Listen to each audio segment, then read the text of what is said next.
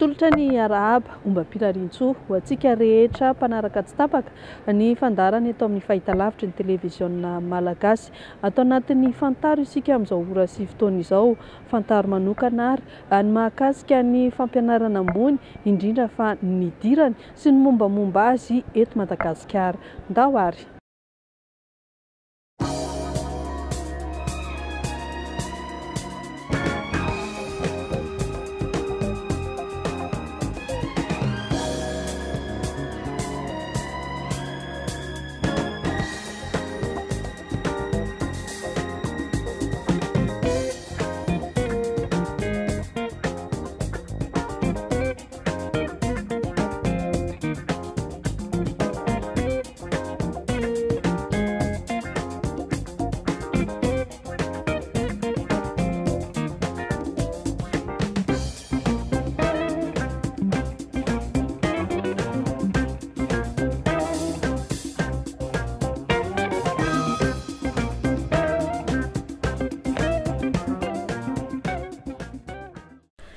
Zava-pampianarana frantsay napetraka teto amintsika nandritra ny vanim-potoana ny fanjanahantany, izany hoe ny taonjato fa 720.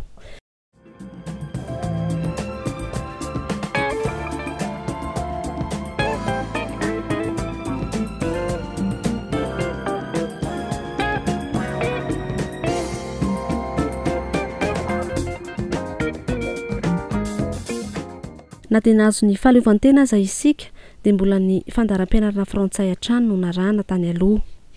Raha ny mahakasika ny fananganana ireo université manerana ny nosy kosa indray dia tany aloha nitondra ny anarana Charles de Gaulle ny université teto Antananarivo. Niova université any Madagasikara kosa izany rehefa nahazo ny fahaleovantena.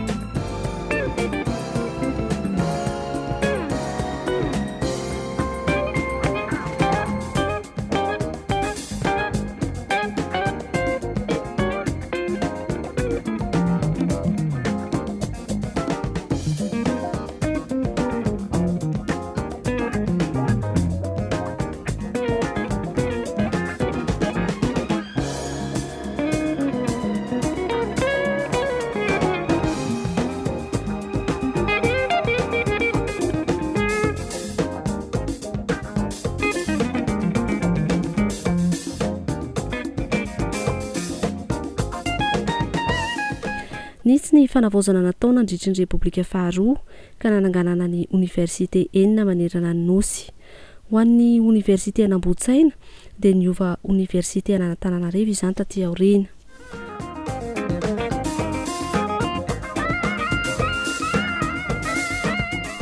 Sahirana fa ny taona 1970 no niorina ny université an'Antananarivo ka ny professeur Raymond Ranjeva no rektora nanomboka ny taona 1970 ka hatramin'ny taona 1970.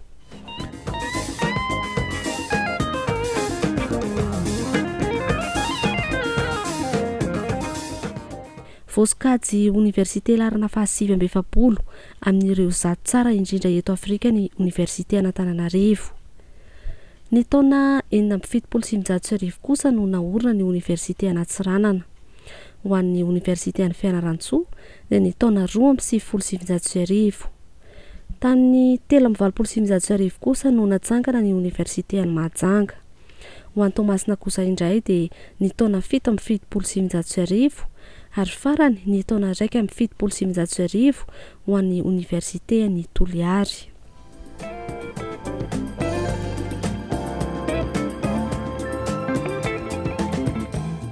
Fa toy ny an'ireo firenena nivelany dia manana université tsy miankina ihany koa isika. Miroborobo izay tsy izy ny fananganana université tsy miankina ary betsaka ny voafitaka sy tsy mahafantatra akory ny mikasika ny atao hoe habilitation. Ngamba ny eo amin'ny habilitation sy le agrément ihany no ny agrément dia karazany hoe fahazoan-dalana ivo. sekoly zay ny diplôme avoakany eo a de eken'ny ministera fa mitovy lanja amin'ny diplôme avoakan'ny ministera.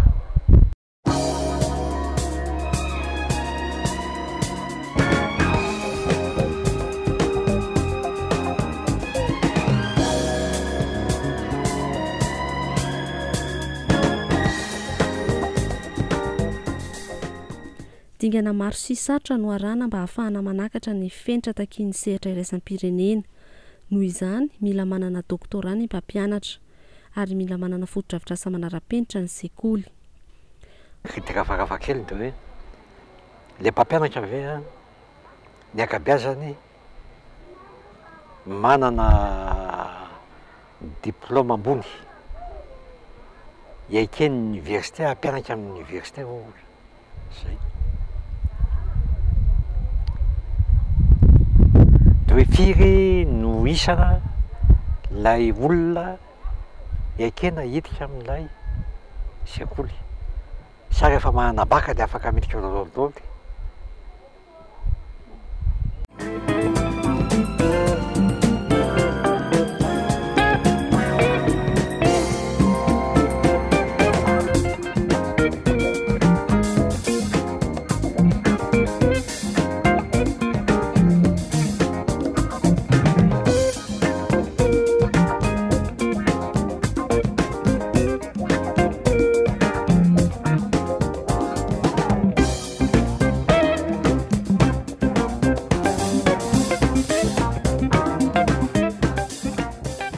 Olana misy amin'izao fotoana izao mantsy akoatra ny tsy fahafantarana ny maharadalàna sekoly iray dia mbola olana fototra ihany koa ny tokony hafantarana ny teny hoety mampianatra ka metrahana ny fanontaniana hoe inona no mety ho fiantraikan'ny teny frantsay ranoray amin'ny teny enti mampianatra.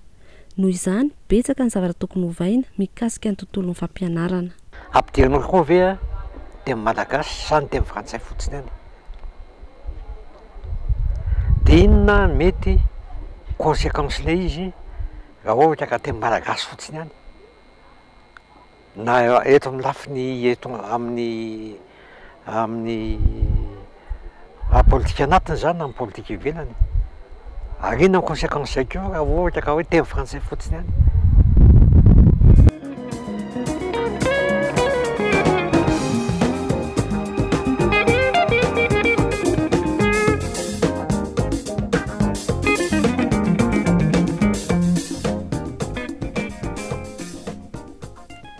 Mba hahafahana manampy misimisy kokoa ny mpianatra ary dia mila fantarina ihany koa ny mikasika ny habilitation, accréditation, homologation. Tsy ny sekoly no habilité fa ny filière na ny mention ao aminy. Izany hoe raha manana mention anankivalo ohatra amin'ny institut anankiray na filière valo amin'ilay teny mahazatra antsika hatramin'izay dia ireo valo ireo tsy maintsy azahoana numéro d'arrêté d'habilitation daholo. Zay vao afaka hoe ara-dalàna ny diplôma tsirairay amin'ireo. Ao aorianan'ny habilitation maintsy misy ilay adingana anankiray atao hoe accréditation. Ny accréditation moa dia tsy inona fa nisy boky napetraka tamin'ny habilitation dia resaka izy io zany tena marina suivi évaluation ny zavatra rehetra izay nampaharadalàna anao tao anatin'ny habilitation. Tanjona tratrarina hatreto aloha dia ny accréditation indray. Mahazo an'izay accréditation izay ny sekoly rehetra manana habilitation dia tsy maintsy manatratra an'izay tanjon'ny accréditation izay ahafahany mipetraka amin'ilay toerana hoe sekoly ara-dalàna eo anatrehan'ny ministera.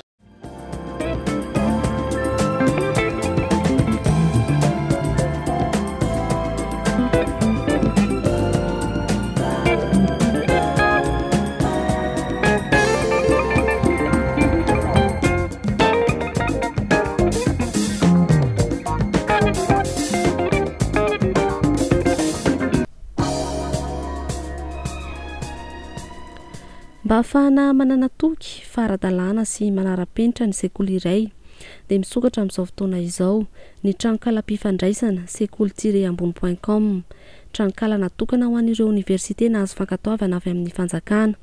izany hoe natao hanamora ny fitadiavana lalam-piofanana aorian'ny fanadinana bakalorea.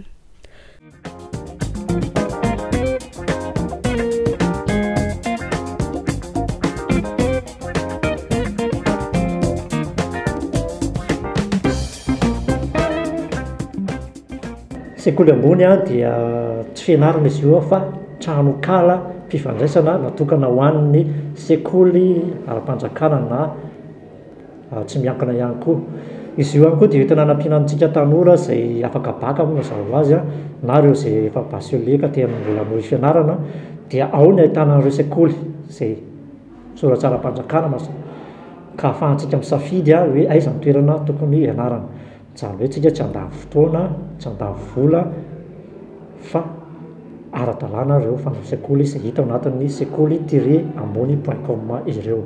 Tsy mpianatra irery ihany no azo tompony amin'ny fisokafan'ity trankala ity, fa ny ray aman-dreny ihany koa dia afaka azo toky fa tsy ho very vola amin'ny alalana fitsidihana azy. Marina fa tsy ny sekoly manara-penitra irery ihany no hitato, fa eo ihany koa no torohevitra maro ho an'ny mpianatra, izany hoe misy lalam-piofanana ao ary misy ihany koa ny fanampianan'ny mpianatra amin'ny fitadiavana asa sy ny fifaninanana maro isan-karazany tsara ho fantatra.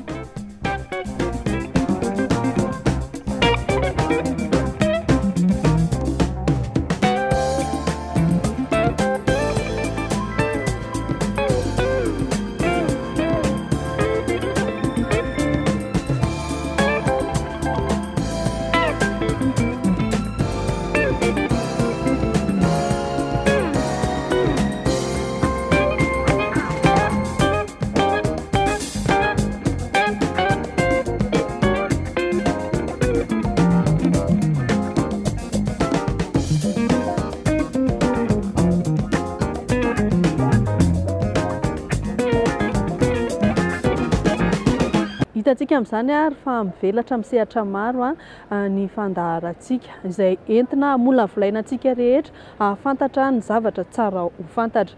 Tapitra ihany koa ny fandaharantsika ho amin'ny androany, ankasitrahana isika rehetra niaraka teto hatramin'ny farany. Moa amin'ny fotoananao ary izay ho amin'ny herin'ny anio toy izao. Veloma tompoko.